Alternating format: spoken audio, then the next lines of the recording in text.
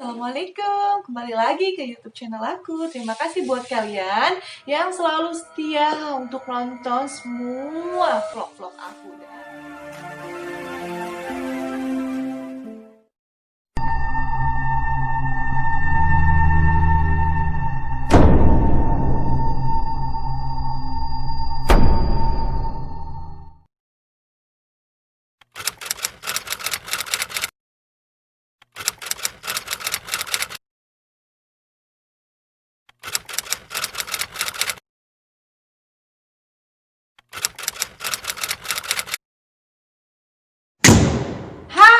Alhamdulillah, Assalamualaikum. Kembali lagi ke YouTube channel aku. Terima kasih buat kalian yang selalu setia untuk nonton semua vlog-vlog aku. Dan hari ini kontennya adalah konten misteri. Apa yang penasaran dengan cerita pengalaman aku? Kalau begitu, mari kita bahas.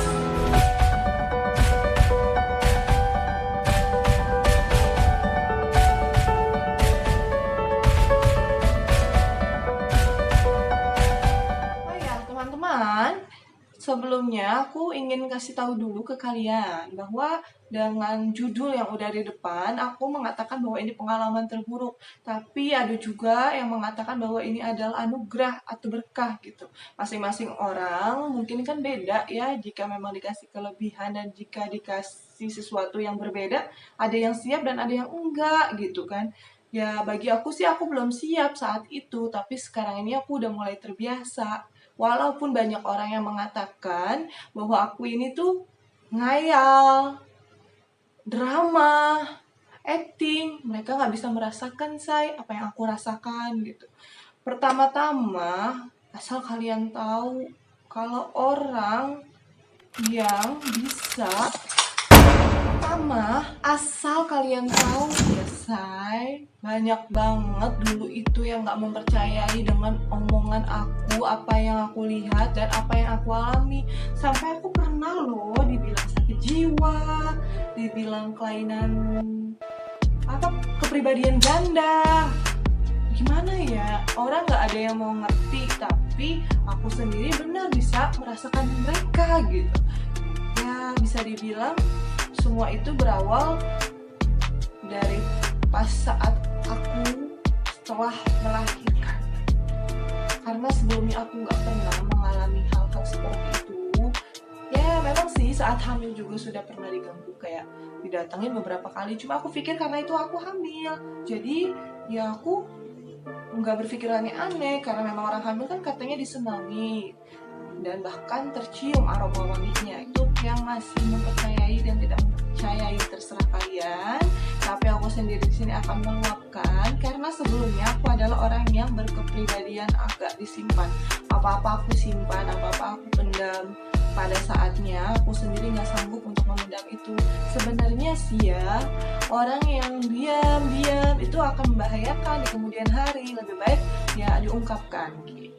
Lagi dan lagi aku selalu menyarankan untuk mengungkapkan, tapi dengan cara yang baik ya say. Pengalaman terburuk aku saat aku hamil itu, aku sering banget kedatangan tante Kak.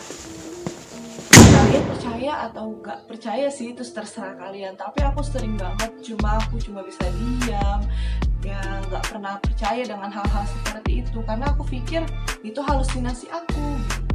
Saat aku melahirkan pun aku sering banget mengalami pingsan.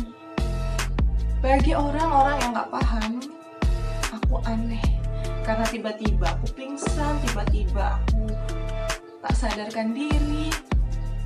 Ya kayak orang tidur aja, padahal sebenarnya aku melihat sesuatu yang aku nggak biasa lihat. Ya bisa dibilang makhluk lain. Sampai pada akhirnya ketika anak aku sudah mulai membesar, itu aku benar-benar kaget.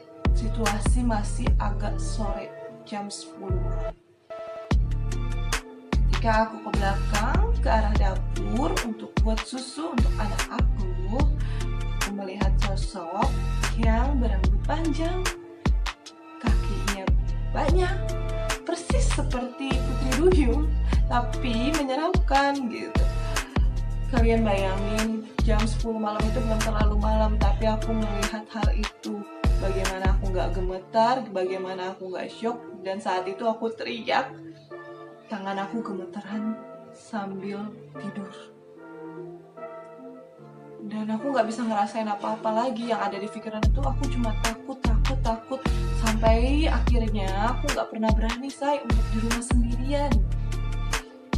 Mulailah aku beradaptasi dengan mereka, mulai terbiasa. Aku berobat kemana-mana, aku mulai ruqyah, aku mulai membiasakan diri untuk aku bisa melawan mereka, nggak bisa aku diemin aja. Karena kalau aku diemin, mereka tambah senang dengan diri aku. Dan sampai akhirnya aku berobat di suatu tempat dengan ustadz, menggunakan bacaan-bacaan Al-Quran, menggunakan terapi air minum yang dibacakan dengan doa. Ustadznya itu mengatakan bahwa memang aku disenangi dengan jin. Bisa dibayangkan, disenangi dengan makhluk lain dari dunia lain. Bagaimana rasanya? Dan aku bingung bagaimana aku harus melepaskan dia dari diri aku gitu. Sampai akhirnya aku ikhtiar terus untuk minta air doa itu setiap bulan, bahkan sebulan bisa 2 kali.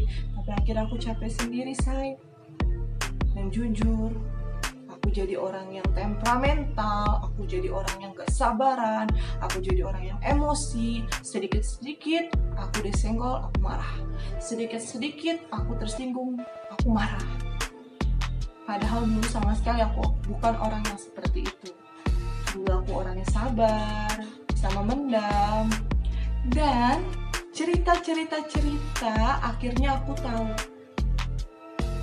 siapa yang ada di diri aku ini sampai saat ini. Walaupun masih tetap agak gak percaya sih, aku sendiri pun gak percaya kok bahwa aku punya sesuatu yang berbeda di dalam diri aku. Untuk kalian yang masih belum percaya juga, gak apa-apa. Tapi kalau kalian mau percaya, bisa, karena kalian tahu bahwa orang-orang yang seperti itu memang tidak untuk dijadikan permainan. Memang mereka benar-benar butuh support dari kalian semua. Aku sendiri juga gak menginginkan. Aku sendiri juga gak pingin ada di situasi itu. Down banget, sakit banget, gak dipercaya sama orang, mengatakan ini itu. Orang menganggap hal yang aneh, orang menganggap sebuah acting. Padahal yang aku rasakan itu sakit. Setiap malam aku tidur gak pernah tenang, selalu mimpi buruk. Bahkan pernah aku mimpi dikejar-kejar sampai akhirnya aku sakit. Kalian bisa lihat tangan aku.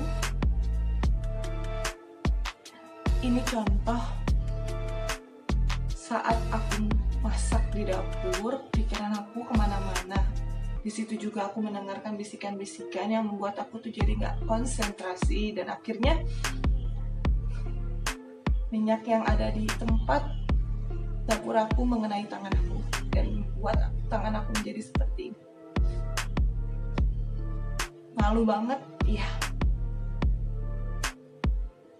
Tapi aku berusaha buat sabar, aku berusaha buat terima, karena semua ini memang bukan mau aku, tapi memang takdir yang dijalankan untuk aku.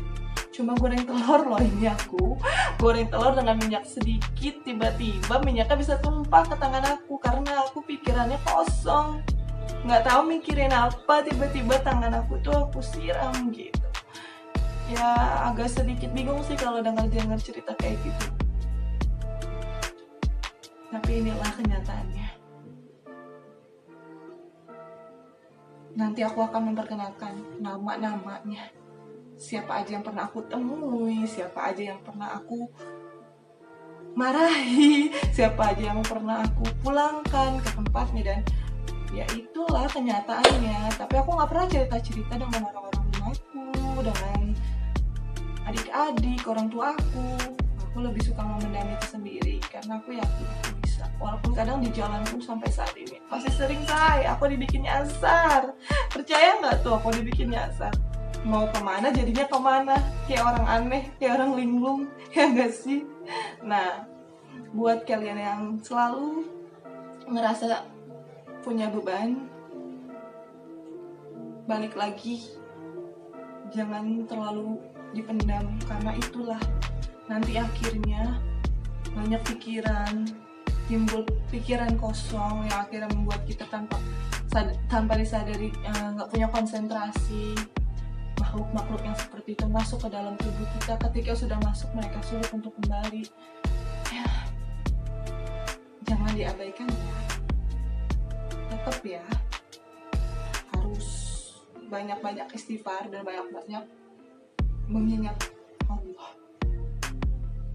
Semoga cerita pengalaman aku ini bisa meyakinkan kalian untuk mendengarkan cerita-ceritaku selanjutnya. Dan semoga kalian semua yang udah tahu cerita aku, kalian bisa lihat sendiri bagaimana aku berusaha menjelaskan kepada kalian bahwa aku benar-benar ingin normal seperti kalian semua. Aku juga nggak pingin dalam keadaan yang selalu begini. Aku juga nggak pingin selalu jadi orang yang seperti ini. Siapapun aku maksudnya aku pingin jadi orang yang normal kembali, tanpa beban, tanpa pikiran-pikiran aneh, tanpa embel-embel, disayangi, dicintai dengan makhluk-makhluk seperti itu. Kita ditakdirkan sudah memiliki dunia masing-masing. Siang dan malam sudah dibagi. Letak tempat tinggal sudah dikasih. Manusia pagi, makhluk lain malam gitu. Aktivitas tetap sama. Tapi kenapa